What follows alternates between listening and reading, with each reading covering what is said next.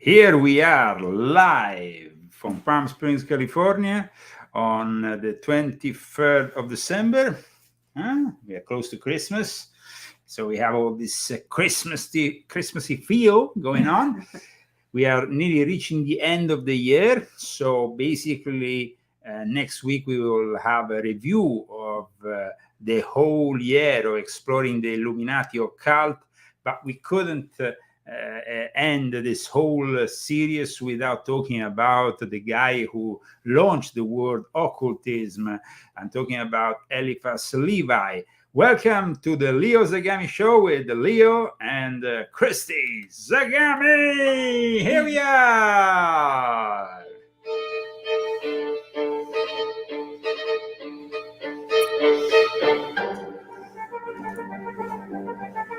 Here we are with the magic and mysticism of Éliphas Lévi, and it's going to be definitely an interesting episode, so people can understand a little bit more about the guy who basically launched the word occultism, but he also defined modern occultism, the word egregor, so many things. I mean, Baphomet, the Baphomet that is now paraded by the Satanic Temple, that's also a creation of Éliphas Lévi, who was not necessarily a Satanist in the strictest sense. He was more of a Catholic turned socialist turned Gnostic, communist. I don't know. I mean, he was pretty particular in his beliefs. At times, maybe he was not really getting it right, even with his own terms, I think. But in any case, he was extremely influential. And so today we are talking about probably one of the most influential people in the history of the occult, because Éliphas Lévi was, and still is for many people, the occult.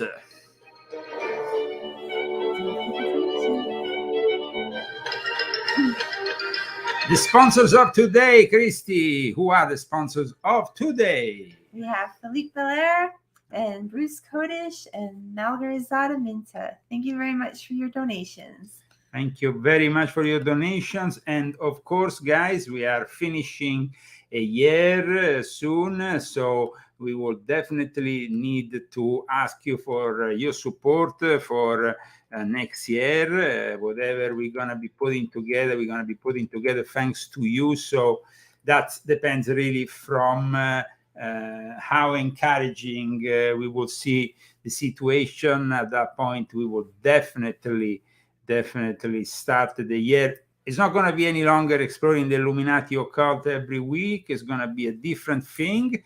We're going to stay, though, on a Saturday. We're going to keep the spot, so people got used to this spot. They seem to appreciate the spot, and that's a good thing, you know? Yeah, we're going to keep the Saturday and keep the 90 minutes.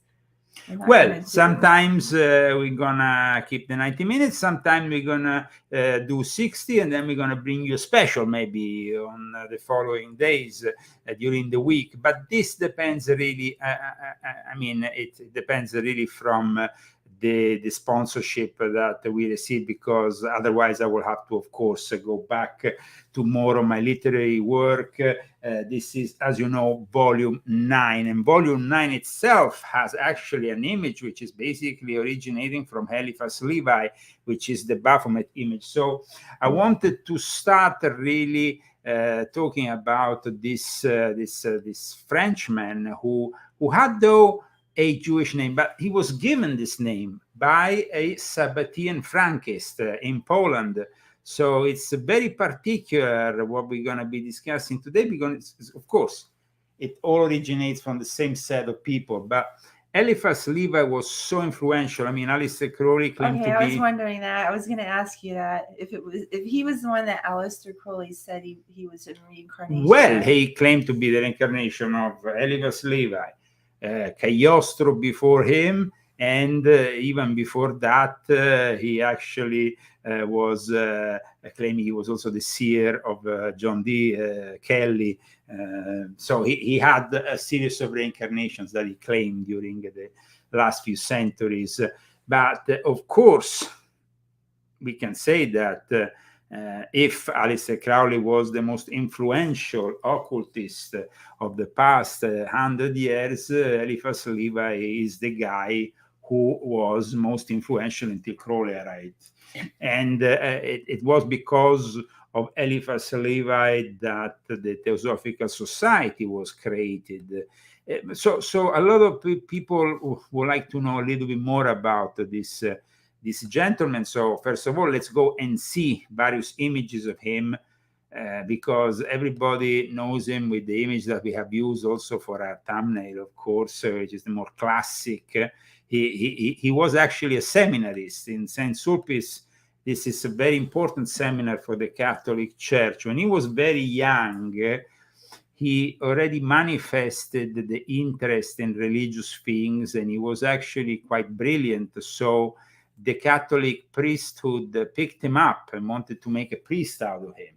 It didn't really work out because he liked probably women too much. And so at one point, apparently, though there is those people who say that is more of a theological question, he didn't get along with, he just ran off with a woman, and I think that basically drew him away from the idea of being a priest, because I mean, in the priesthood, you know, it's some things are more popular than others, without going into the details. In any case, this was a guy who was, of course, involved with the Catholic Church, and actually somebody who vehemently criticizes the Catholic Church, but then still seems to always in his writings be part of it, wanting to be part of it. And so we need to understand also where his ideas come from. At one point, he married this minor. So this means that he was also into very young girls. And this minor itself was an historic figure of sorts, because she became the wife of then the future prime minister of France. So, I mean, the Eliphas Levi is a character that we need to.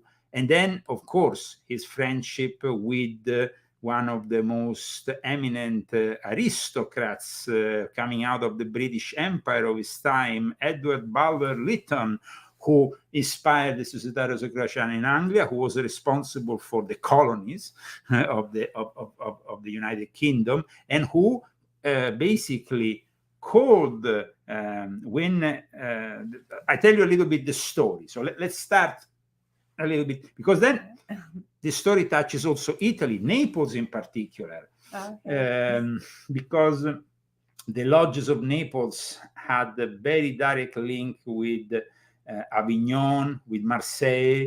There's always been a link between these two port cities, Marseille and Naples, that are also these days still very much in connection, also because very criminal cities. You have a lot of mafia in both Marseille as well as Naples.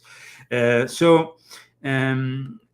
what happened was that Edward Bulwer-Lytton at one point then will call this future Eliphas Levi, because we have to call him at the beginning with another name. He wasn't born with the name Eliphas Levi because he wasn't actually a Jewish, from what we know, he wasn't a Jewish person. He was actually a son of a very poor shoemaker in Paris. His real name was Alphonse Louis Costin. You saw that image that I showed you, that is a bit of his older image, but this was his younger image, so we can get a little bit of a more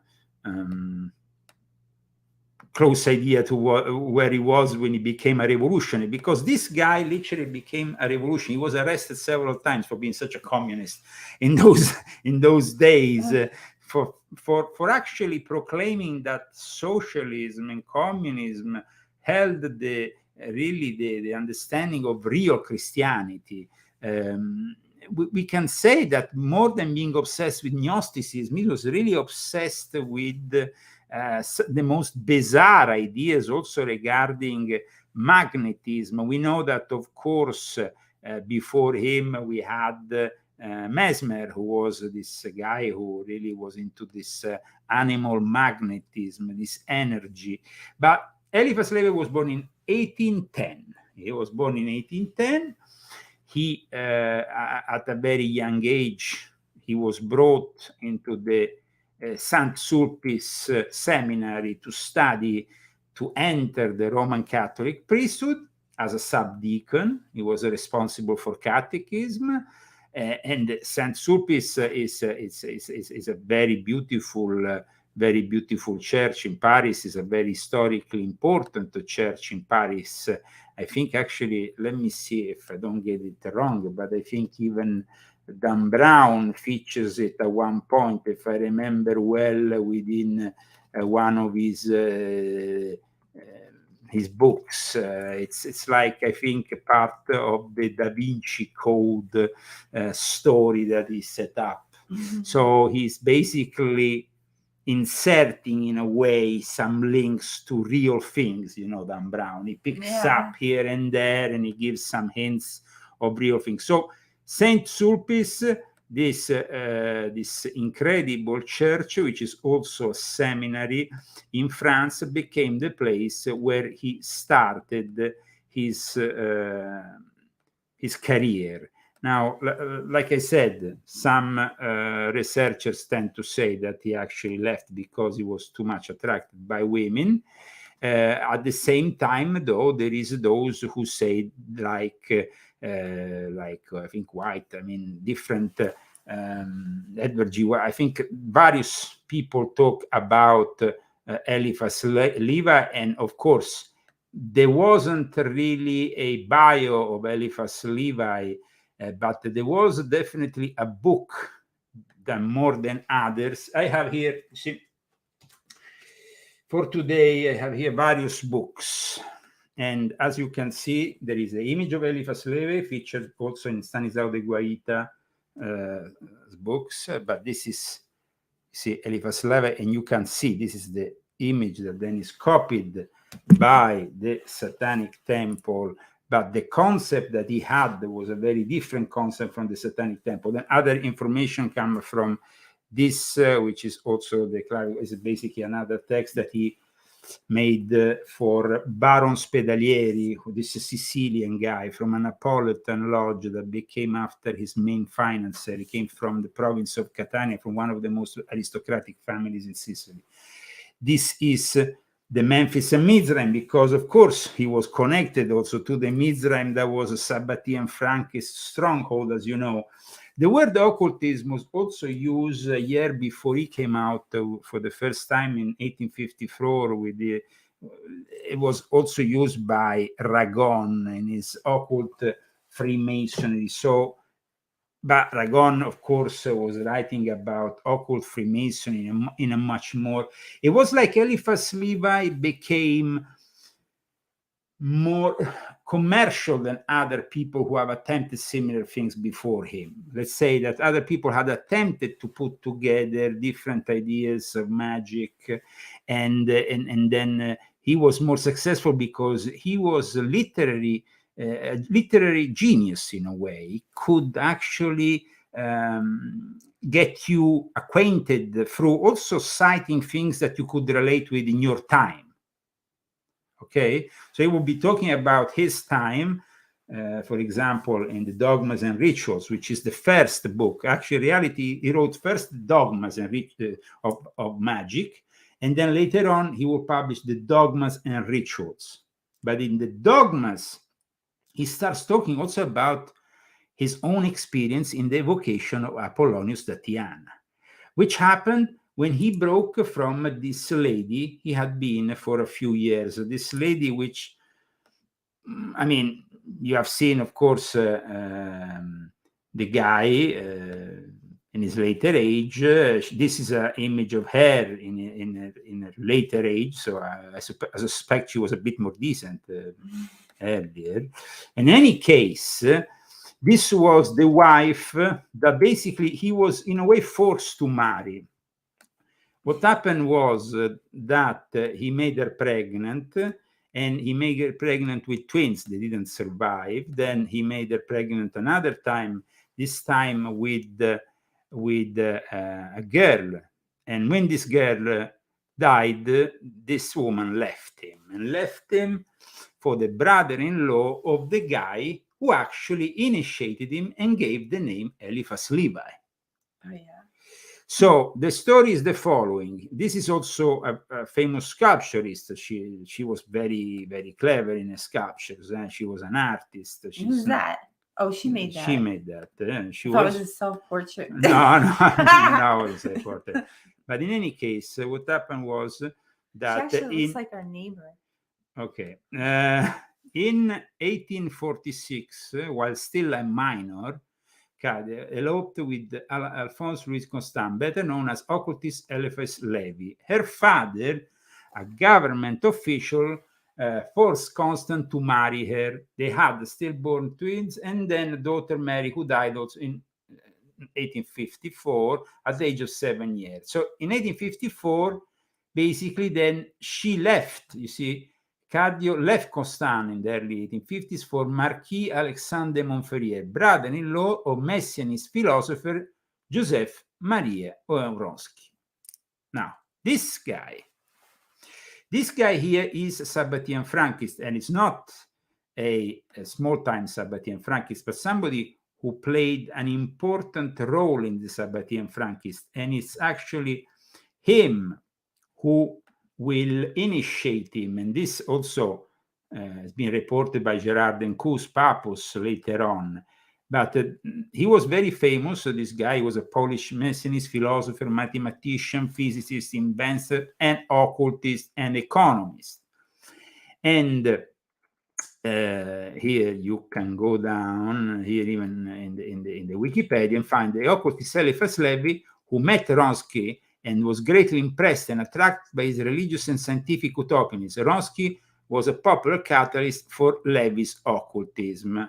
But what they don't say here is that he also imposed, after his initiation, a Jewish name.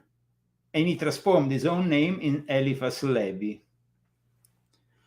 And so he was initiated by this gentleman, and the evidence, I mean, we're not talking about a small-time Frankist. We're talking about a guy who is cited amongst the big-time Frankists of his era. In fact, this is a publication from the University of Columbia. So, you know, here we don't speculate. We don't just accuse people, oh, this is a Frankist, this is this is that. No. Here we go by serious sources, and see, Wronski says here, basically, Wronski's speech referred to the Frankist sect in the context of a general reflection on the Messianic doctrine to which he claimed to adhere. He mentioned the Frankist in relation to his fellow countryman Wronski, another Messianic thinker and incident, who basically is the guy who then initiated Eliphas Levi. And this is a paper by David Ariza, Witches, Jews and Redemption through Sin in Jews, and it's a thesis for the Columbia University from 2021. So here you see the direct connection that this guy, who was a Frankist, had with Eliphas Levi. He actually initiated him. And gave him that name, Eliphas Levi. That the Eliphas, because then he created this whole thing, Eliphas Z. Levi. He made himself into something, but he could do it because he had been initiated. And the moment he had been initiated, he also started to work on various things, because before that, what did he do, this guy? I mean, it's important to understand also that this guy was very much involved into politics. That was his big passion. Politics was his big passion. But let me go to the image that everybody knows of Eliphas Levi, which is basically the Baphomet, which is important that we discuss, of course, because it's part of the history of the occult. So we want to know more about how he got to create this. I really dislike that Baphomet figure. Okay, so we have to understand how he created, what it really represents, and how it's been kind of manipulated during the course of occultism and take different directions.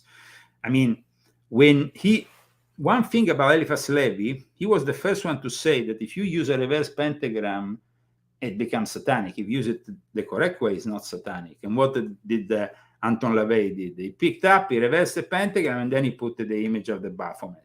I mean, definitely that was not something he would have done himself. But in any case, let's explain a little bit more about the Baphomet, because this androgynous goat-headed Baphomet is one of the most widely spread images in the esoteric world. This is for sure. The drawing was published for the first time in the Dogme de l'Art Magie that came out in 1854. And of course, it was then featured as the frontispiece of the 2-volume edition of Dogme Rituel, because from the Dogme de l'Art Magie, then it became the Dogmas and Rituals of High Magic.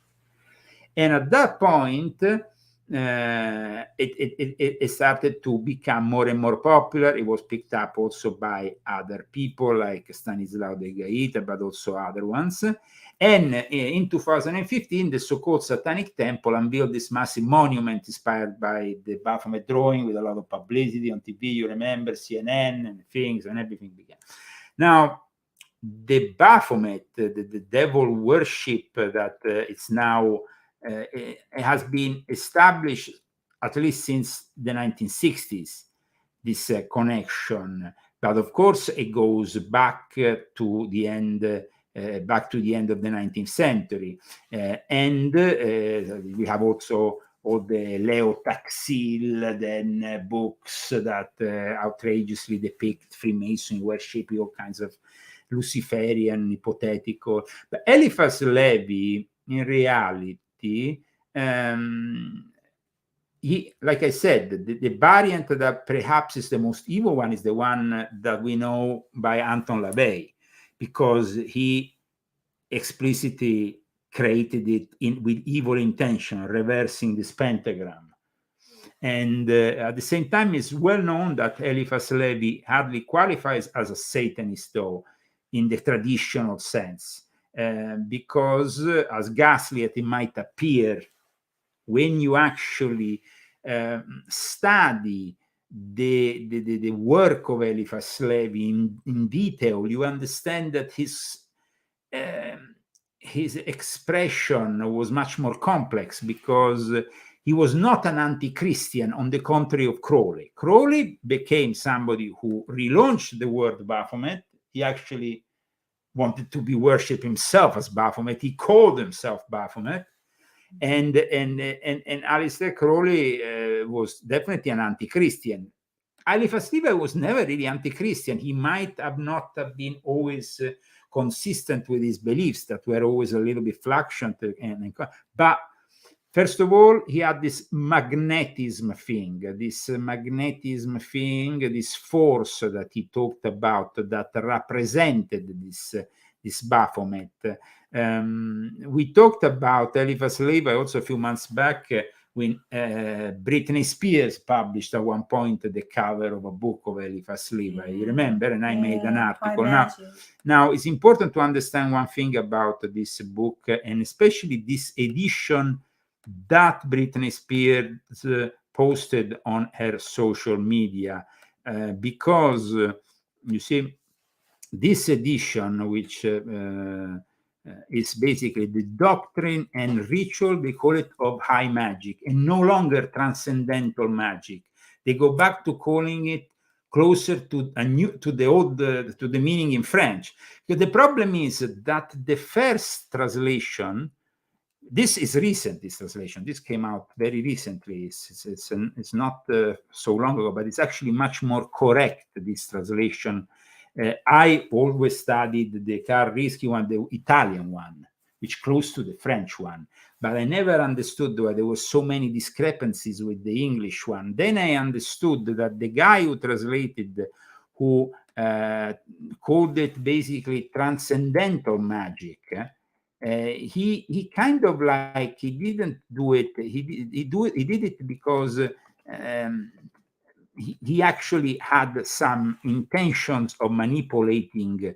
So when you see the Transcendental Magic edition in English, I will avoid buying it by Arthur Edward White, because Arthur Edward White was himself involved in this whole war of the magicians and stuff. Even there was, and so there was at one point a real war between Satanists and stuff that happened, that actually took place after the death of Eliphas Levi and after the death of another guy known as Eugene Vintras. Very controversial guy, this guy. Eugene Vintras became the medium of Eliphas Levi at one point, but he was a very controversial guy. You see, sex, Satanism, and the 19th century war of the magicians. And at one point, there was this crazy war of various people. This guy, Eugene Vintras, was a kind of a guru that claimed to have talked with various prophets from the Old Testament. And at one point he said he was the reincarnation of Elias. He had these crazy things that were happening. He will levitate, but at the same time he will be doing the most obscure and demonic rituals. Rumors of demonic rituals and sexual excesses swirled around him. Vintras was condemned by the Pope and accused by two followers in 1846, the saints, of homosexuality, conducting black masses in the nude and masturbating at the altar. Despite all this, so there was a lot going on. I mean, the guys, this was not like just light stuff, but this guy was not Eliphas Levi. Eliphas Levi went to him in the early 1860s because he wanted to transcribe some visions of this guy, and these visions ended up becoming this booklet of the spirits that is then given to Baron Spedalieri, who became his disciple, but also his main how we can say sponsor, because he was in need at one point. So what happens here is, first of all, we have to understand the life of this Eliphas Levi, because he wasn't necessarily as transgressive as Eugene Vintras. He wasn't necessarily as transgressive. He was a guy who was trying to find, to put together, he kind of had a very progressive view of Catholicism. Today, actually, the guy that he followed most at that time is the guy who inspires more Pope Francis, because it's That like guy? no, it's not. I show you. I will show you the way that first of all, for those who are following us, we are talking about Eliphas Levi. Eliphas Levi was born with another name. He wasn't Jewish. We said that he was made, basically, he was initiated, and it was initiated by a Sabbatean Frankist who was also very influential. And after that, he took on, in the 1850s, the name Eliphas Levi. And at that point, what happened was, though, that after the death of his daughter in 1854, he was married with this woman that we showed earlier on, who, by the way, was also somehow related to this guy who initiated Eliphas Levi. Eliphas Levi got initiated by Joseph Maria Eun Ronsky in 1852, shortly before his death. And at that point, he got initiated and he married into this whole concept that, of course, was pushed by the Sabbatean Frankists, who, remember, had already created the Mizraim Rite. They already created the Mizraim Rite. They were about to absorb the Memphis Rite. They were infiltrating various forms of Freemasonry. But when Eliphas Levi himself joined Freemasonry later on, he actually abandoned after a few months. He was not very impressed with Freemasonry. But something interesting happened. In 1854, after the death of his daughter, he gets invited by this guy. This guy invites him in London, is not anybody. He also is one of the most influential guys. Why? We talked about him already before, because he influenced very much theosophy, he influenced the Vril, the whole concept of the Vril. Edward Bulwer Lytton is Lord Lytton, a very influential guy, and he invites Eliphas Levi, pays him, he pays the trip for him to arrive to London, where he will be given a special temple on top of, I think, in a tower. He had everything set up for him with the golden pentagram, everything. It was like he had to evoke something, because this guy was very influential, but he also was somebody who wanted to really verify himself the existence. You see, Eliphas Levi was not always somebody who supported in any way Spiritism. That was like the early years of Spiritism. We had the Fox sisters here in America. They started to talk a lot about this Spiritism and stuff. Eliphas Levi always warned about the dangers of this stuff, about these entities, what they could do. They could, not be dead people, but in reality entities that could absorb you. So for him to actually evoke somebody, and not anybody, he decided to evoke a controversial figure called Apollonius Datiana. And he wanted to do this, and of course he was called by this Father Lytton. And when you go actually in the Dogmas of High Magic, which is his first book, because he launches himself with that book, that comes out the same year, basically. He just goes back to Paris, writes down the book, and he brings it out at that point. But he doesn't, he only gives the initials in the book of Walter Lytton. He calls them BL. He doesn't give the whole name, because, of course, he was a very influential guy, a Whig member of Parliament. He is the guy who influenced, Walter Lytton will basically influence the birth of the Società Rosicruciana in Anglia. But we can say he died in 1873. But we can say that apart from that, he influenced also the birth of the Golden Dawn, just as Eliphas Levi. He was definitely a guy who wrote a very important Rosicrucian book, Zanoni, but he also wrote other pieces of poetry and literature that are considered important. He was an academic, a scholar. He had a very big political career, so he was taken very seriously. What happens is that he gets, Eliphas Levi arrives in London, he gets picked up by this lady, all dressed up, he's all brought in a nice setup, and Eliphas Levi understands that this guy wants to see something, he wants to. And in reality, Eliphas Levi will manifest that something with Apollonius Datiana. Apollonius Datiana will tell him there is a book that needs to be found in a certain place, the Noctameron, and that Noctameron will contain the names of the demons that then will be picked up by each head of the Mizraim order for the next few decades. The name Papus actually comes from the Noctameron of Eliphas Levi.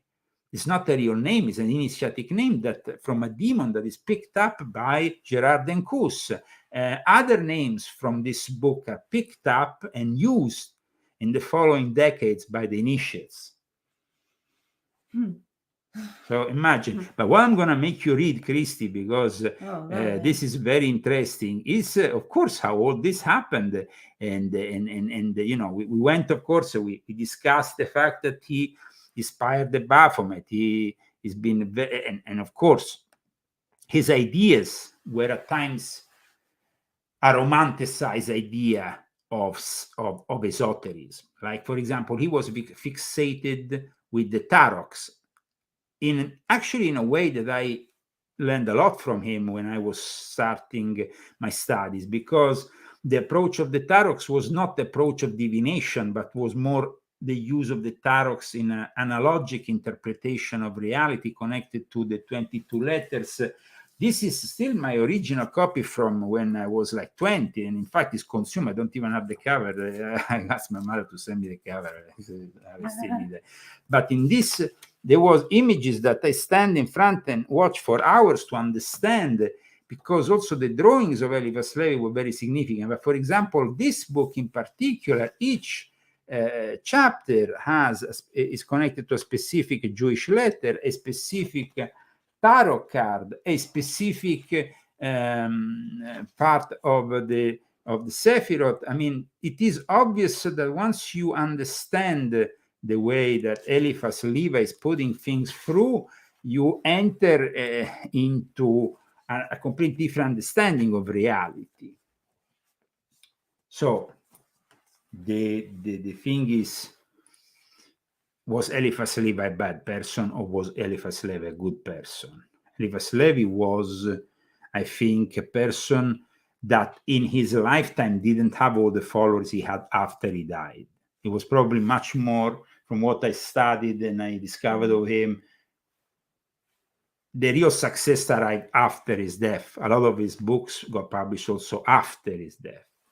His understanding of the Kabbalah was very vast, of course, inspired other people who were not Jewish to eventually go further in certain studies. But let's not forget that he was connected directly with the Sabbatean Frankists, because in the end we have discovered that everything is connected to them. Mm-hmm. The Sabbatean Frankists, Max Theon, then there is this connection with Eliphas Levi, so there's a direct connection to Vladan Blavatsky. So last week, we explored and explained how the Sabbatean Frankists basically develop in the Middle East from the Muslim Brotherhood all that stuff that unfortunately manifested within the Salafism movement and became Salafi jihadists, basically. And then on the other side, we saw how it manifested the Theosophical Society, but the Theosophical Society was born at the moment in which Eliphas Levi died from people who actually were taking care of him. So there was a direct connection there, people who actually were with him, and Madame Blavatsky was, of course, very much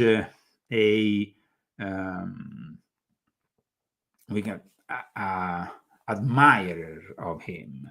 Now, Eliphas Levi was, real name was Alphonse Louis Constant.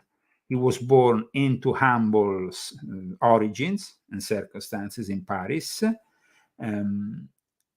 Like I said, the parish priest arranged for the young Alphonse to get appropriate education for a career in the Catholic Church.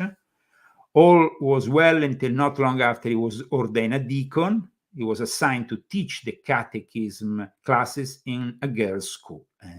When he saw the girls and he fell in love with one of his students, that was basically the end of his career in the clergy. Though he didn't act on the attraction, the experience convinced him that he was not cut out for a celibate life. And he left the church and started a career as a writer instead. So what happened at that point? At that point, he wrote a book entitled The Bible of Liberty. Now, this book cost him. He was confiscated by the Paris police. An hour after it went on sale, he was arrested. And it was a period of repressive politics because this reoccurring socialist, communist agenda kept on resurfacing and resurfacing again and again within, after the Illuminati had buried their seeds and they kind of like continuing to produce, even within the Romantic movement. And so we saw how, for example, all those people, also that with Mary Shelley and Lord Byron, they all they were aristocratic, they loved Gothic romances, but they were also very leftist minded. And they kind of just stayed like that. And they stayed like that, unfortunately. Yeah. And I have direct experience of that kind of people because I was brought up amongst those people. It's like, yeah, I know. They never change. Now, regarding occultism, in 1853, this old man, Joseph Maria Olen-Ronsky, who was this Polish Jewish Sabbatian Frankist, and one of the greatest Jewish intellectuals of his time, who was living in exile in Paris, since his homeland had been conquered and partitioned by the Germans and the Russians. He basically was a gift for Éliphas Lévi. He kind of, like a lot of people think, that at one point you meet your master and everything comes into place. And for him, that was the experience that he had. And so towards the end of his life, he had also become fascinated with the Kabbalah. We probably need to understand that this means that there was a connection with the Jewish tradition, but it wasn't your classical one, let's say. The Kabbalah got into the Western occult tradition by the way of Jewish mystics. We know that. But I will not say that this guy was a traditional Jewish mystic. But in any case, he started to study elements that were also, and there is the Judaism, also acquainted with Gnostic sources, but in reality, that the Sabbatian Frankist, that's what it is. So the fact that he went on this Frankist, and he was part of, the Frankists were an heretical movement.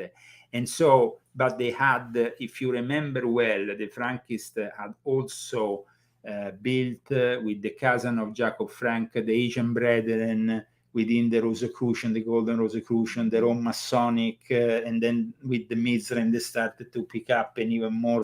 So they were already in all this, and they were active in the Illuminati.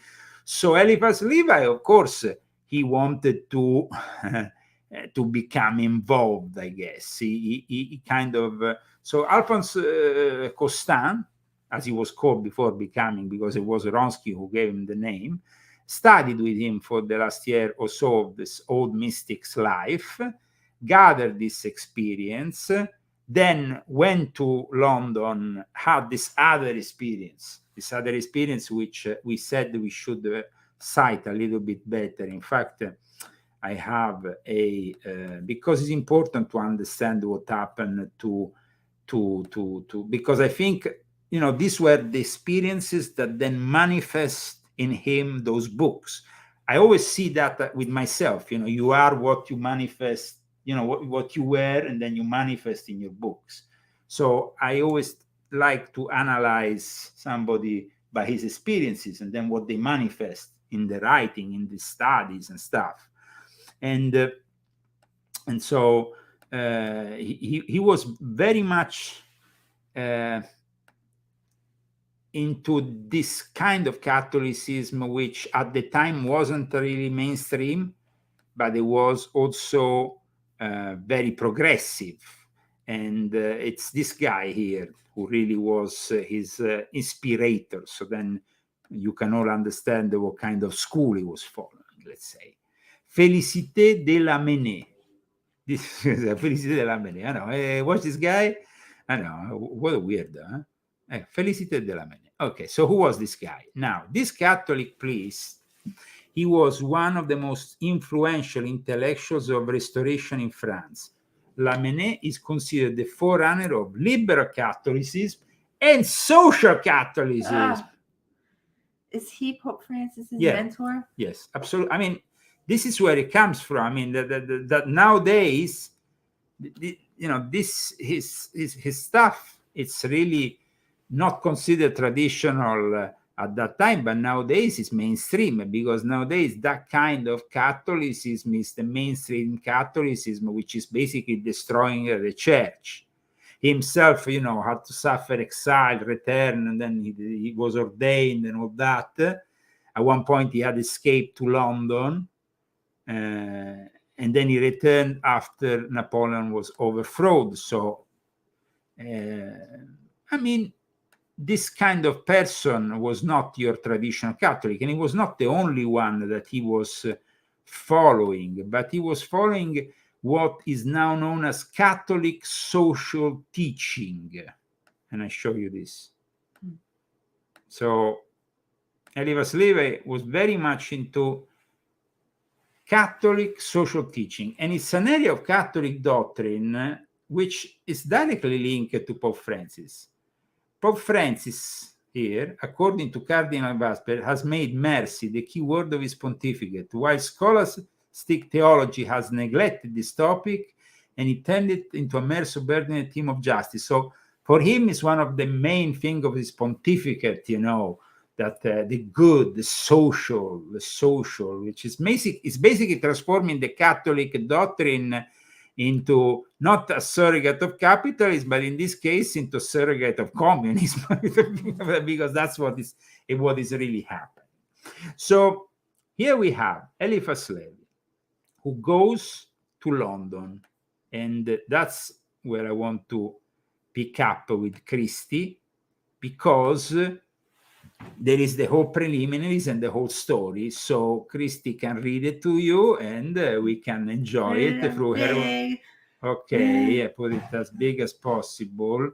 Here, let's go to the beginning of the story when they basically, when he arrived in London, in the spring of the year 1854.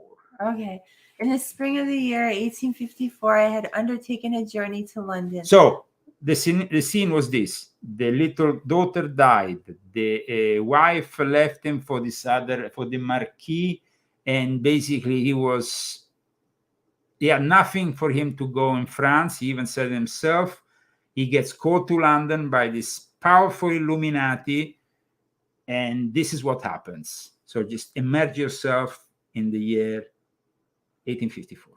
Okay, I had undertaken a journey to London that I might escape from internal disquietude and devote myself without interruptions to science. I had letters of introduction to persons of eminence who were anxious for revelations from the supernatural world.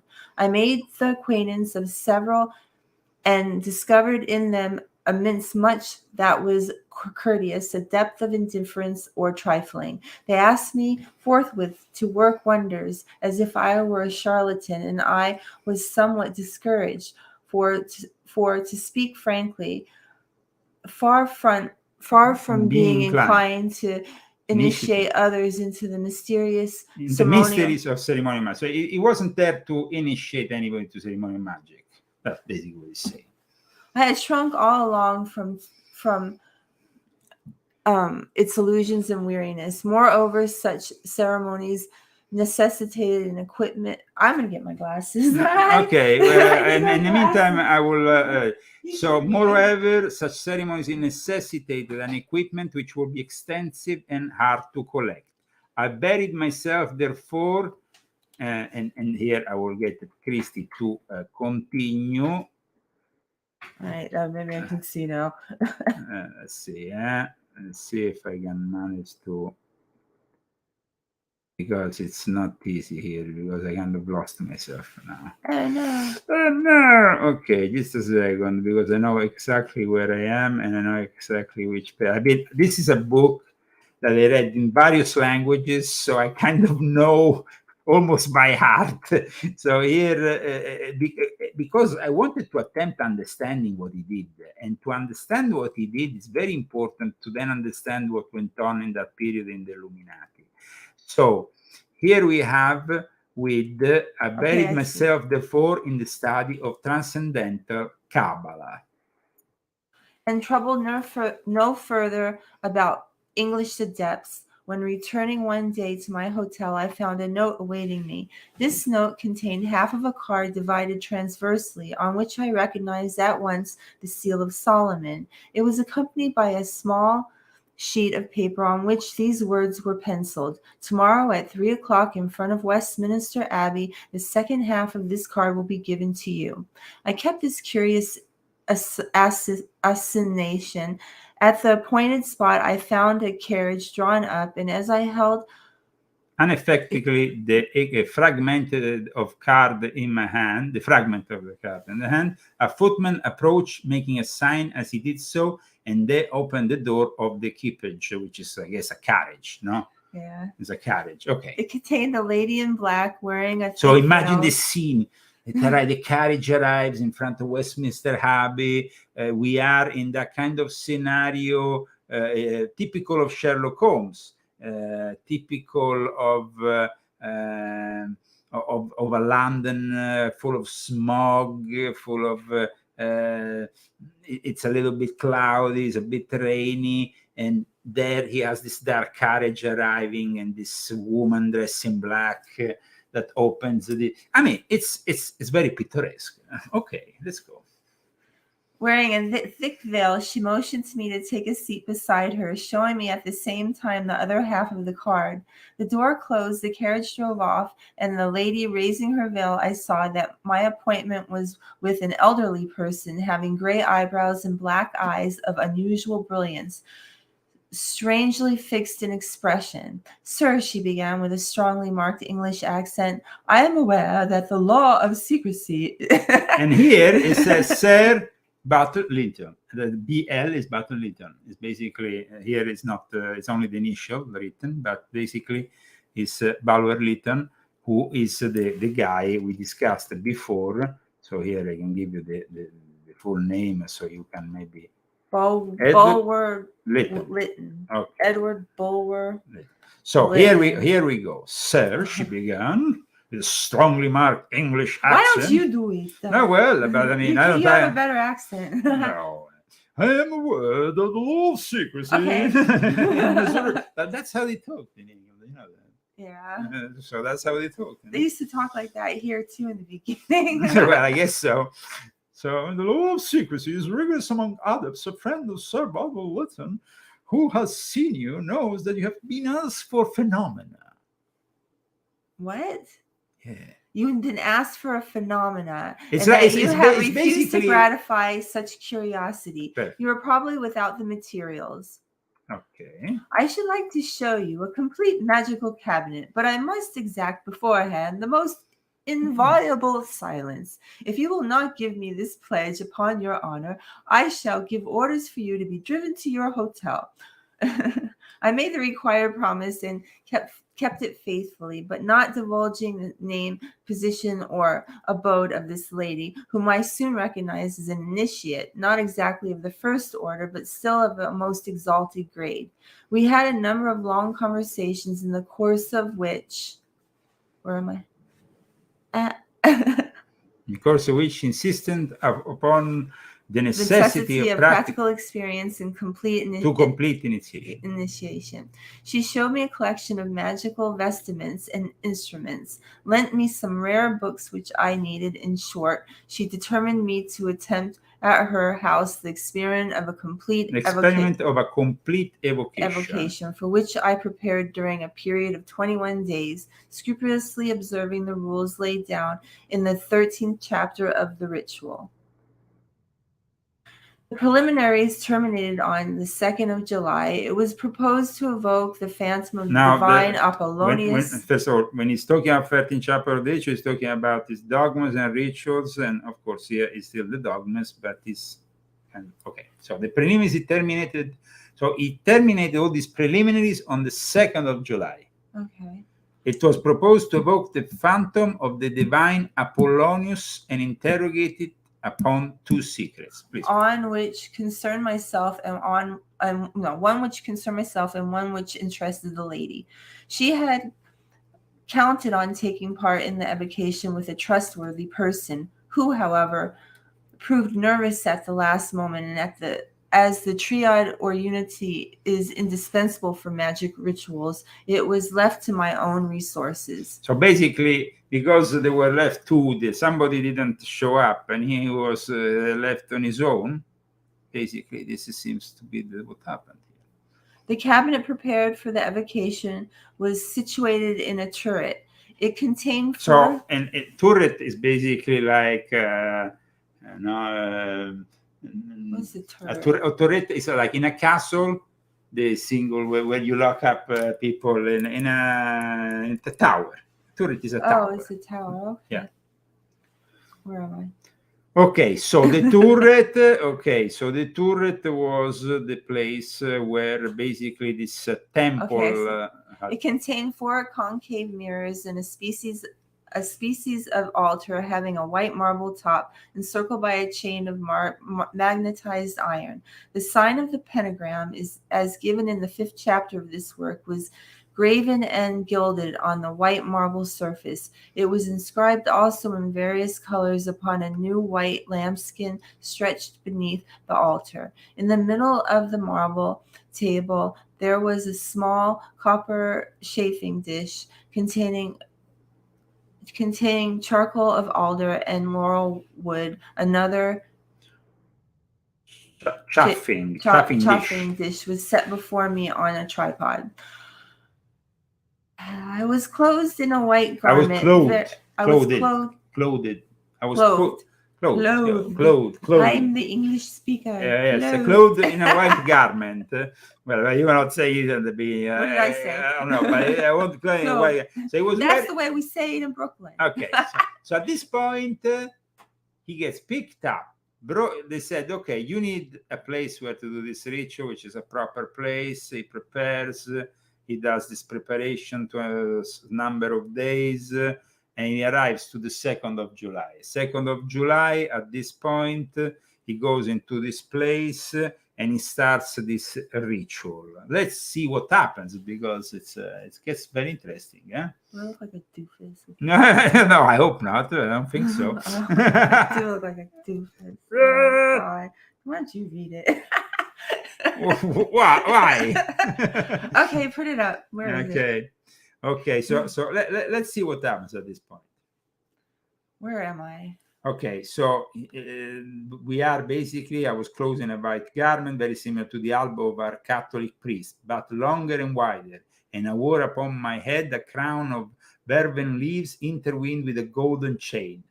I held a new sword in one hand, and in the other the ritual. I kindled 2 fires with the... I can't read anymore. It's just I all blurry now. kindled 2 fires with the requisite prepared substances and began reading the vocation of the ritual in a voice at first low but rising by degrees. The smoke spread. The flame caused the objects upon which it felt to waver when it went out. The smoke still floating, around, floating white and slow about the marble altar. I seemed to feel a quaking of the earth. My ears tingled. My heart beat quickly. I heaped more twigs and perfumes on the chafing dishes, and as the flames again burst up, I beheld distinctly before the altar the figure of a man of more than normal size, which dissolved and vanished away. I recommended the vocation and placed myself within a circle which I had drawn previously between the tripod and the altar. Thereupon, the mirror which was behind the altar seemed to brighten in its depth. A one form was outlined therein, which increased and seemed to approach by degrees. 3 times, and with closed eyes, I invoked Apollonius. When I again looked forth, there was a man in front of me, wrapped from head to foot in a species of shroud, which seemed more grey than white. He was lean, melancholy, and beardless, and did not altogether correspond to my preconceived notion of Apollonius. I experienced an abnormal cold sensation, and when I endeavored to question the phantom, I could not articulate a syllable.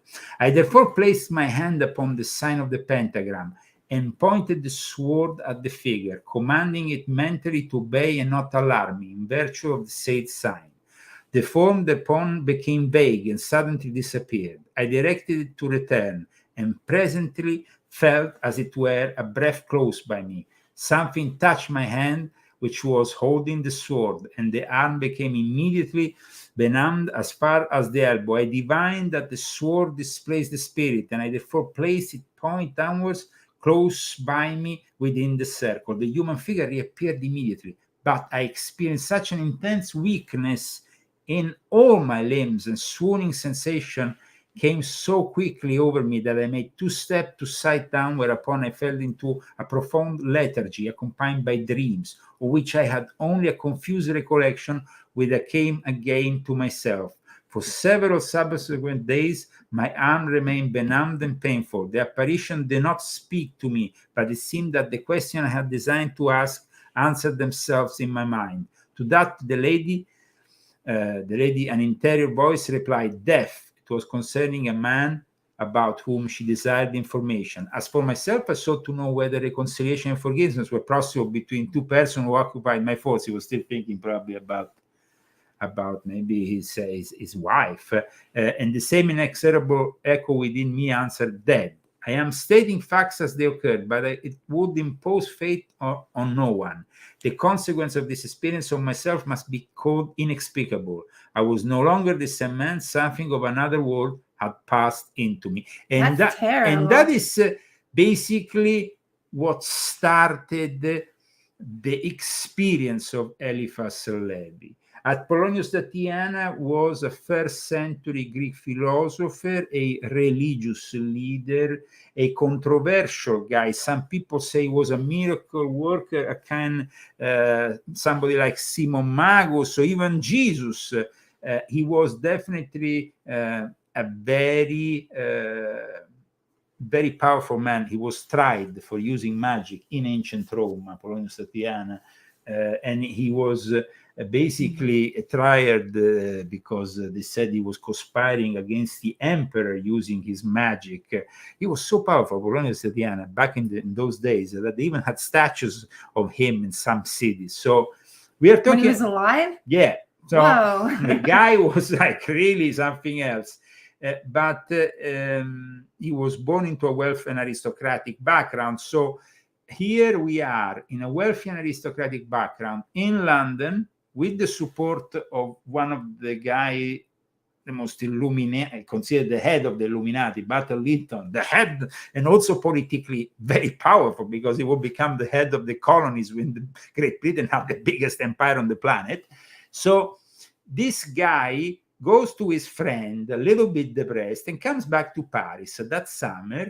And he's actually, at that point, he has a little bit of money, because they gave him some money after what he did. I mean, after what he managed to manifest. And there was some testimonies to what went on. So I wonder how much you get for that. I don't know, but the thing was that his life didn't get better, though, because of that. But he went immediately back to Paris. He was guested, I think, in a place also of somebody who was himself a clairvoyant or something. And then he ended up publishing his first book, his Dogmas, that started to become very popular in a situation in which he was, like I said, he wasn't condemning the Catholic Church. He was actually quite on the defensive when it comes to his origins as a Catholic, but he wanted to integrate it with magic that he himself almost thought it was real Catholicism. I mean, it's pretty far up, but that's what was happening.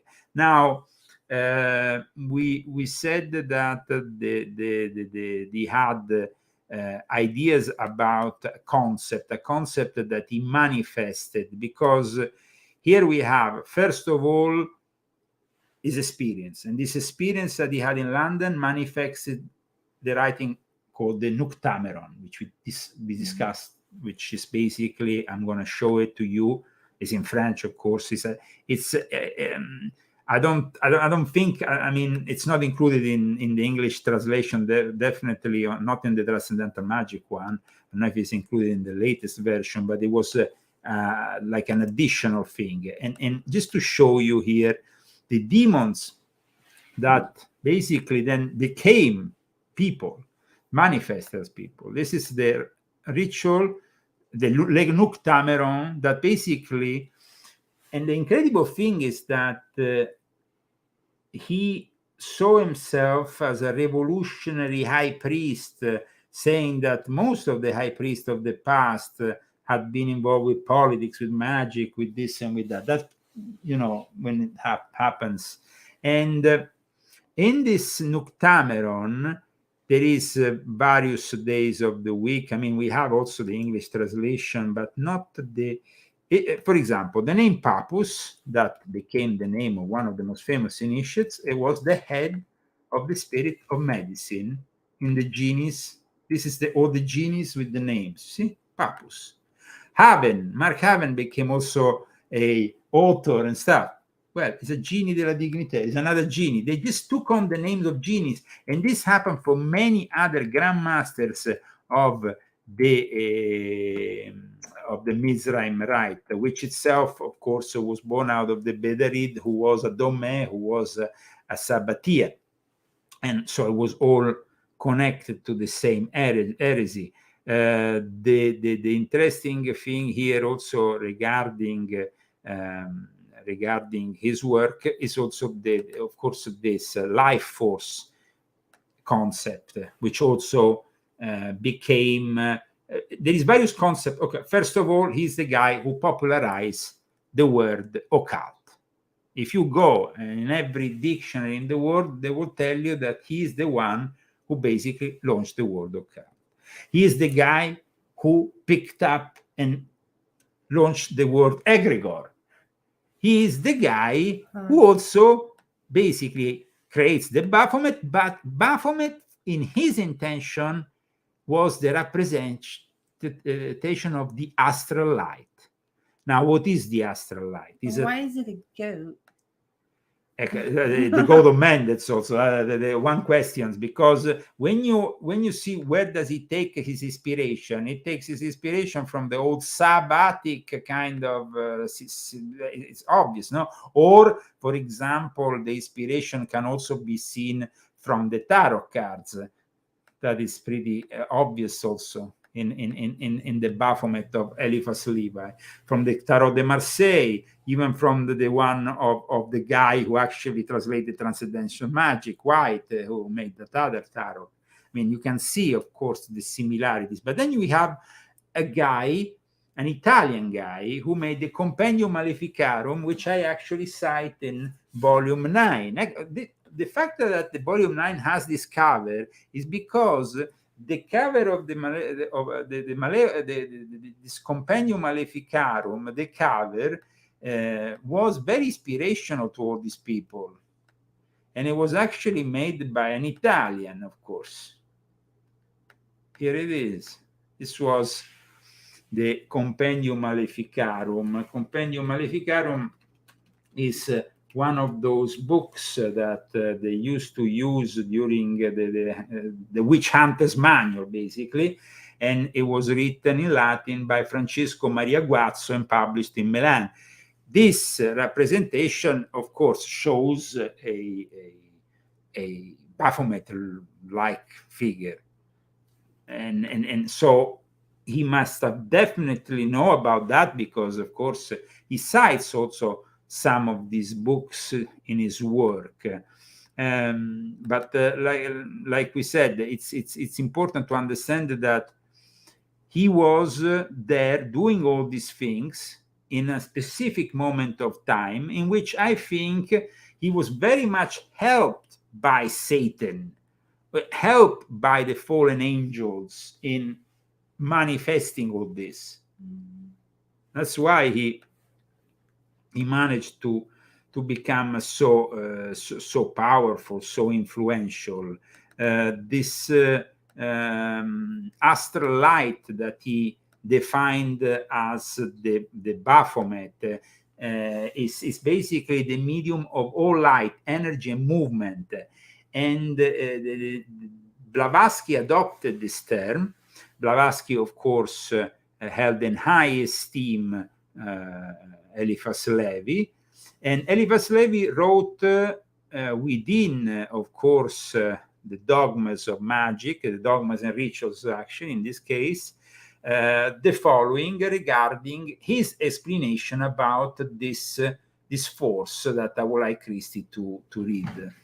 There exists in nature a force infinitely exceeding that of steam, a force that would enable the man capable of seizing and directing it to charge the face of the world. to change the face of the Yeah, I can't see them right because I can't Okay, read the no worries, screen. no worries. The It's hard. ancient knew this force. Now, Eliphas Levi says it consists, quote, in a universal agent whose supreme law is equilibrium and whose direction is directly related to the great arcanum of transcendental magic. Though the use of this agent, one can change the very orders of the seasons, produce the phenomenon of day in the middle of the night, enter instantaneously into contact with the furthest ends of the earth, see events on the other side of the world as Apollonius Tatiana did, heal or attack at distance and confer on one's speech universal success and influence. This agent, barely glimpsed by the grouping disciple of Mesmer, is nothing other than the first matter of the great work of the medieval adepts. Now, I said that he basically picked up on the animal magnetism of Mesmer, but he was actually fairly critical of it, though he had actually studied and he cites during his books one guy who used to be a student of Mesmer that he thinks was inspirational for him. So I wanted to actually cite him today, is the Baron du Potet. Baron de Potet was basically this guy here. It looks pretty far out, this guy too, eh? Here we are with this obscure French Illuminati. Baron de Potet, here he was. He looks French. He looks very French. The Baron basically was a French esoterist involved in animal magnetism. He was born in 1796, died in 1881. He was a highly successful mesmerist, and basically he worked. But as you can see, mesmerist worldwide, mesmerism was not unlike utopian socialism. So you see, there is always a connection also with politics. And on top of that, he was linked, of course, later on he became a member to the Theosophical Society, where he was regarded as an adept by Madame Blavatsky. He, of course, was cited by Eliphas Levi, who praised him in History of Magic, which is another important book of Eliphas Levi. So this guy very much influenced his knowledge of animal magnetism. Let's remember, mesmerism influenced what is later known as hypnotism. But what Eliphas Levi was claiming was that he was much more powerful with his teachings than this kind of people. He had this brief experience in Freemasonry that didn't last that much. This happened in the 1860s. And I tell you what happened later on, though. He met, because thanks to this connection which the Italians always have in the French lodges, he ended up connecting with an Italian, which was Baron Spedalieri. But his actual time in Freemasonry lasted very little. He was initiated on March 1861, and he was dropped Rhodes on August 1861. He apparently went through all the he actually went through all the degrees, from what I know. I remember I actually saw his passage to Master Mason, whatever. So he went for a period, but he said that basically he didn't like the fact that the Freemasons at that time were not tolerant of Catholics. Oh yeah. He felt like they were not, and also remember, he was involved in Freemasonry in the Grand Orient of France when the Grand Orient of France was about to become irregular and abandon the belief in God. 10 years later, 15 years later, they will become schismatic.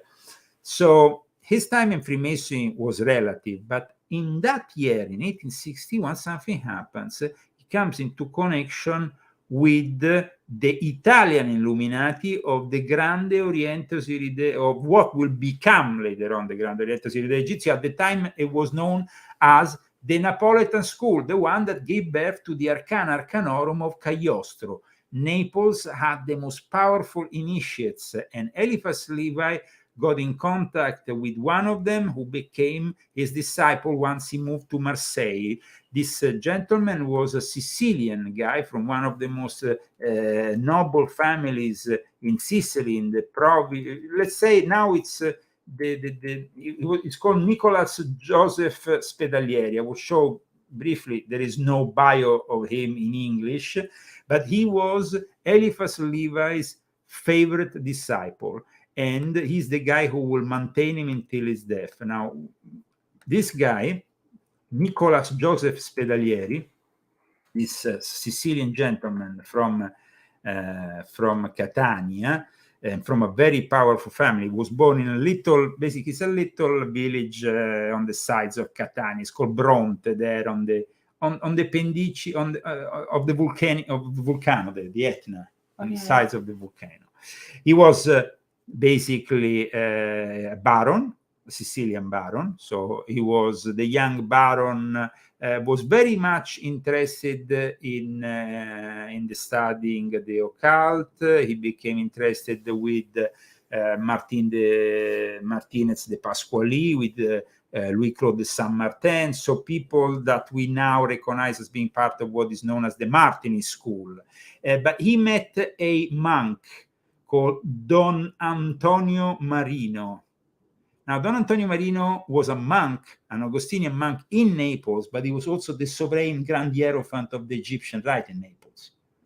It sounds strange that the Catholic, but they do everything in the country of everything, So he basically was regarded as a Napolitan from Catania, because at that time it was called Kingdom of the Two Sicilies, and everybody living in the Kingdom of the Two Sicilies was called a Napolitan, even if you were from Sicily. So you were everybody. You would have been called a Napolitan. Everybody, of course. My grandmother was a Napolitan from the Kingdom.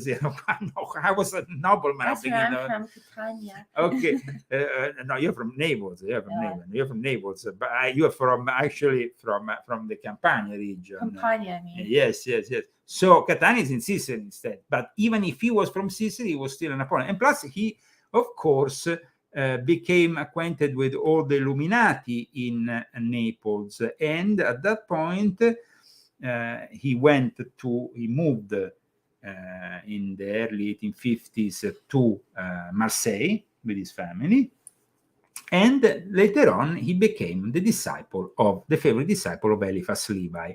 Eliphas Levi gave books to him. This book is not only dedicated, is copied for exclusive use of Baron Spedalieri. He actually gives these books only to him and says, these are for your exclusive use. And inside there is all the seals of all the demons possible and imaginable, but also the seals of the Rosicrucian secrets. So it's very particular, but also there is, and this is something I discuss in the Invisible Master, if you remember, in the spirits, there is those prophecies about the future that he makes about the end times, the year 2000 and all that. Now, how did that came along? Okay. He went to the lodge, he met, basically got to meet Baron Spedalieri. They became, that was where the link started, because then Baron Spedalieri had another gentleman at that time who was also coming to the lodge in France, and this guy is also an aristocrat known as the magician of Torre Annunziata, which is like the most typical place where you can get a great pizza in Naples, that I can assure you. But it is also known as some serious place for black magic of all kinds. Alchemists. You have to understand, Naples is filled up with tunnels, and what happens under there still to this day is high magic. You wrote a lot about that in your beginning book. Yes, absolutely. And actually, I had, as a member of my lodge, an aristocratic from Naples, a representative of this circle, still to this day, that used to be a member of my lodge, who was also a doctor, used to work in a hospital, if you remember. And basically, so what happens is Giustiliano Nebano, known as Saritus Us, known as the witch of Torre Annunziata, the stregone, Stregone. Here is the Stregone of Torre Annunziata. Doesn't look like that. It looks like Giovanni the dentist. I don't know. It looks like somebody who could be making panettone. But in any Everybody case, looks like somebody today. okay. So what happens is this guy is the guy who will create the Grande Oriente Osirideo Egizio together with some other very powerful people.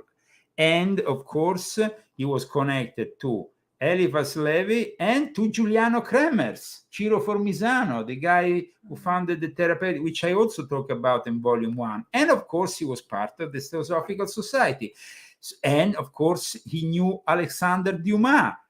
Not only he knew Dumas. All these clowns knew each other. Not only, no, but look at this. He knew Alexander Dumas, who's the guy who wrote The Three Musketeers, but Alexander Dumas, he picked up weapons for the Mille when they were unifying Italy with Garibaldi. He brought weapons to the guy. I mean, they were doing, and he knew the Bederid brothers, the founder of the Muslim Rite, who were the Frankists, the Sabbateans, the Domé. Gee. So you see, guys, it's all interconnected. They're all basically all part of the same scheme. And this is historical. So you see, Eliphas Levi goes and connects with the Sabbatean Frankists and then automatically gets in contact with all the aristocracy of the Illuminati. He becomes a teacher for them, of course, a precious one with all his knowledge. Very much appreciated by people, like I said, like Madame Blavatsky later on, but of course, all this is part of a big nucleus of people who have definitely changed the history of humanity, because I mean, only the fact that, for example, when you talk about the occult, you're talking about Eliphas Levi, you're talking about after Blavatsky, you're talking about, of course, Papus, you're talking about the people who have given us this knowledge that basically they claimed was coming from Atlantis, it was coming from ancient Egypt, at times even erroneously, because when it comes to the Taroks, Eliphas Levi claimed... Did he claim he was in Atlantis? No, he claimed that the Tarots came from ancient Egypt, but we know that, for example, they are a typical product of the Italian Renaissance. Okay, they are a product of that. But for him, in his romantic view of things, so let's say this, when it comes to the knowledge that you can get from the books of Eliphas Levi, and of course, I advise all those people who are interested in studying them, but of course, never practicing anything, because the good thing about Eliphas Levi's books, and that you don't necessarily have to practice any ritual, you can also take only the historical side of things and just go with that. No, you shouldn't do anything like that. No, but you can, but also when it comes to the historical side, always keep in mind that he had a very romanticized view of things and sometimes embellished things, or he tended to, he wasn't so, so not in, but, like I said, the Taroks. Exaggerated? Well, no, the Taroks are not from ancient Egypt, but they claim, from an ancient origin. In that way, he kind of embellishes, say, oh, they come from, but regarding the way that the socialist roots and utopian dream of Eliphas Levi, there is a phrase from Transcendental Magic. In this case, the Transcendental Magic translation comes in to help. I don't often use it. I prefer the other translations of the dogmas and rituals of Eliphas Levi. But in this case, you can read it, Christine. Some of the most persuasive revolutionaries in history have been renegade clerics. Moses, for example, was said to be learned in all the wisdom of Egyptians. A number of Hellenistic writers, as shown by Herbert Broderick in his work Moses the Egyptian, took this to mean that Moses was a Hierogrammateus, a scribe priest. Similarly, it seems Zoroaster, years before he unveiled the gospel of Ahura Mazda, had cut his teeth in the priestcraft of old Persia. I can read it better when you have it like that. Perfect. So, and then he basically go on explaining that in the Renaissance times, you know, you had the people like Giordano Bruno, Tommaso Campanella. In a way, they have worked out the nature of the universe. But in the 19th century, we can say that Eliphas Levi has done a job that inherited the mantle of the subversive religionist, half poet, half socialist, half occultist, man of science, but the science of the magi. He is definitely a forerunner to Aleister Crowley, but Aleister Crowley, I guess, it's much more anti-Christian and much more evil in nature. Sometimes Eliphas Levi seems to just bumble along and being, you know, very much a nerd into his things and stuff, but he never, I think, had the same network that Crowley had, that was much more of a sectarian nature, you know, with the OTO and getting elected and being the grandmaster. He didn't want that kind of attention. He preferred the attention of one good student, like, for example, Baron Spedelieri, who had connection with the right people on Naples, that had connection in Avignon. He didn't want to have the responsibility of dealing, I guess, like instead Crowley, with a more open kind of open court of magicians. And Elena Blavatsky, in a letter written in 1881, wrote and praised about Eliphas Levi, saying, the most learned Kabbalist and occultist of our age. This is how she described Eliphas Levi. And Levi is, of course, a controversial guy, that's for sure. But also the work that he did with Lord Edward Barton Lytton meant that in a way he had been given a possibility, manifest something, show us that you are really who you say you are, and that's what he did. Now that makes me think, because when it comes to this particular book in 1861, after he started his friendship with Spedalieri, the first thing that he wanted to give him was this book with seals and stuff. He gave him 10 different courses on Kabbalah, basically, you know, the various essays and stuff. But there was this particular essay, The Spirits, which I include in The Invisible Master, which is a book, of course, that I published, and it's a book in which I cite this invisible, these spirits, because his prophecies are about why these things are manifesting. When is the Antichrist manifesting? Why all these spirits that we now call UFOs, basically, these lights, these forces? It was almost like he was describing what we are living now, and what will happen once the Messianic era arrives with the return of Jesus, that basically he discusses here, will be announced by Enoch and Elia, and at that point there will be 1,000 years of this Messianic age. And all this was done with Kabbalistic calculations. But it's interesting that he went to that Eugene Vintras, who was such a controversial character. Why did he trust Vintras?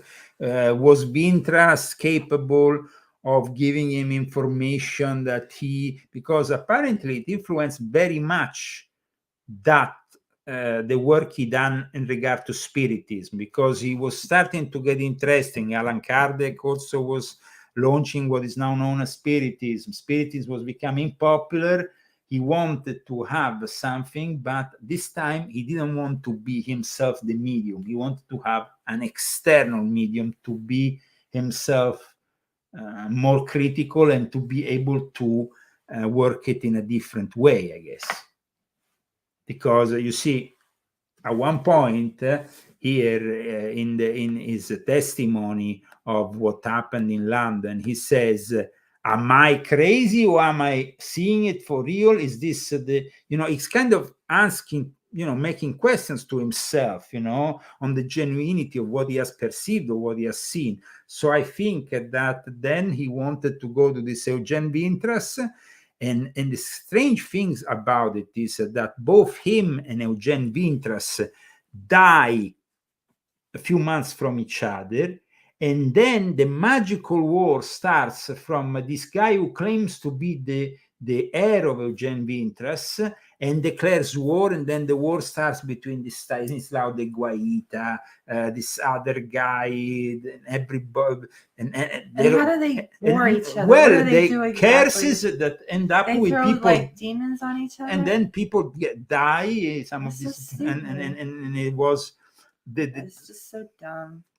I know, but the incredible thing about it all is that the actual war of the magicians starts only after he dies.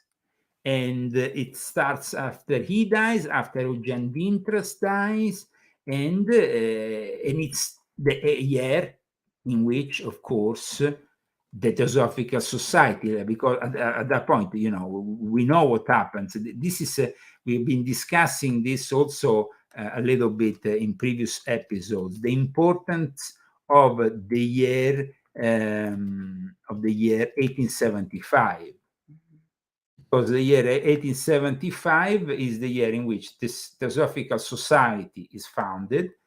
Aleister Crowley is born. Eliphas Levi dies. Eugen Vintras dies. Rudolf Bottendorf is born. So it's like it's all getting like reincarnated. He died, and so he that's why he thinks that Aleister Crowley, because he died, and because he died and then he was born, and then of course Aleister Crowley saw himself connecting with the birth of the Theosophical Society, the fact that the Theosophical Society was then founded by somebody who had actually given a place to stay, and at the end Eliphas Levi was basically living with friends of Madame Blavatsky, who then say, okay, now that Eliphas Levi is dead, we have to create this great depository of knowledge, and we call it the Theosophical Society. And then everybody becomes part of it that was already part of the network that Eliphas Levi didn't really live that much. He died quite young.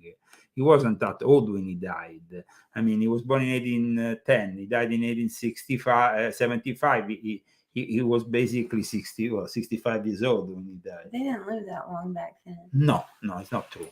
There were people. No. There were people. It was not true. No, there were people who lived also 90. Yeah, sure, of course. I didn't know. I thought that people we live longer now. Well, we live to be 80, but then of course, more people live longer, but some people live longer. Absolutely.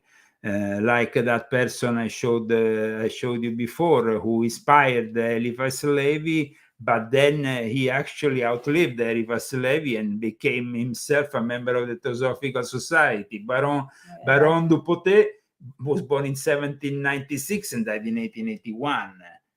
He didn't really live that long.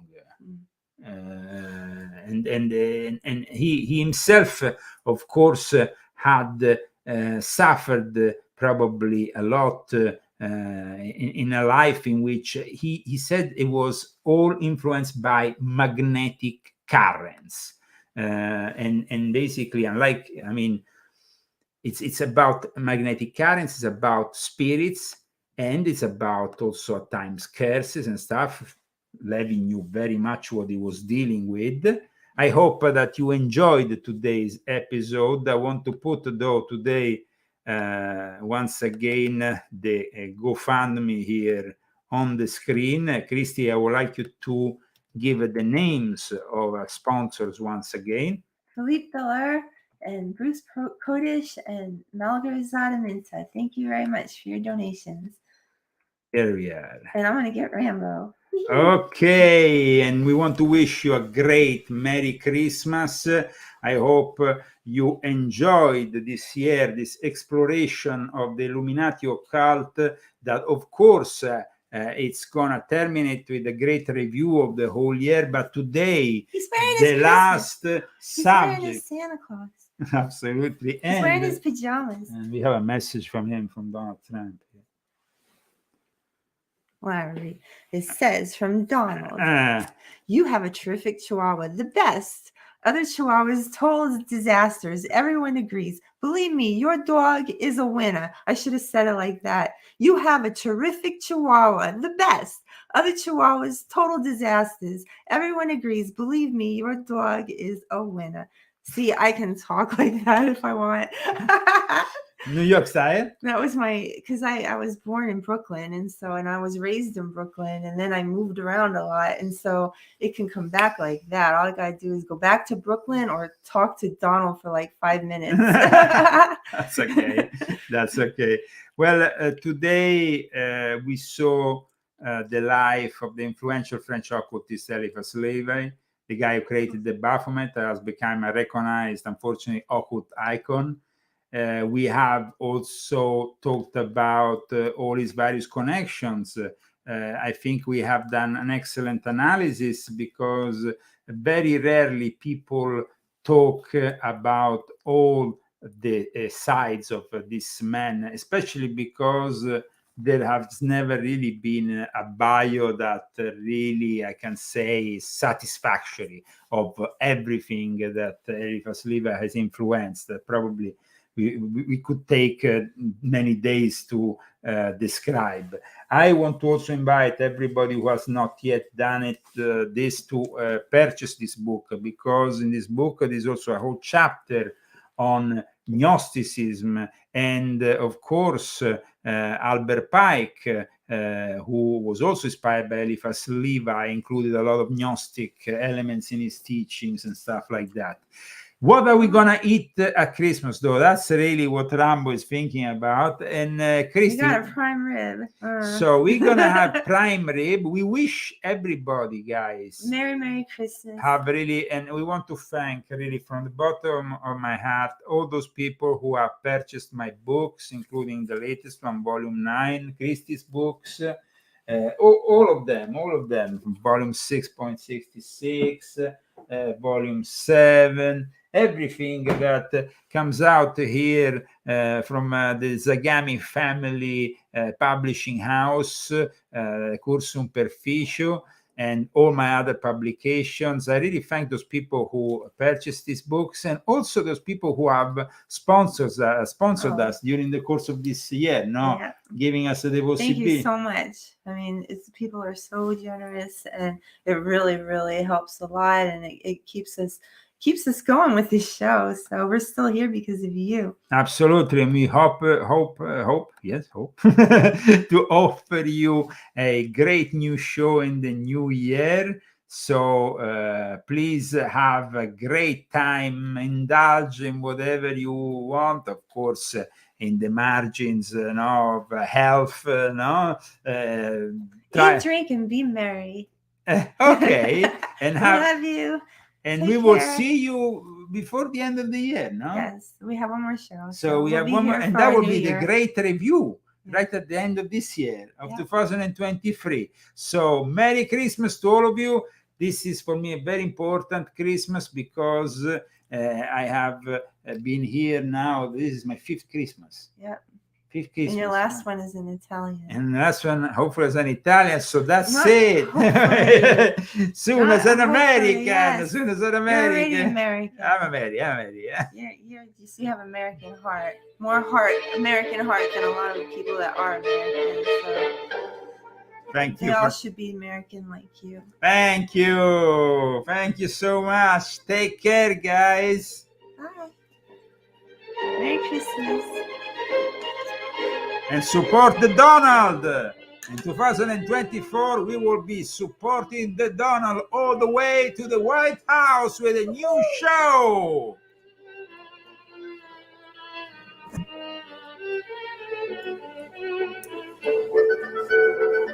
Yay! Bye-bye, everyone.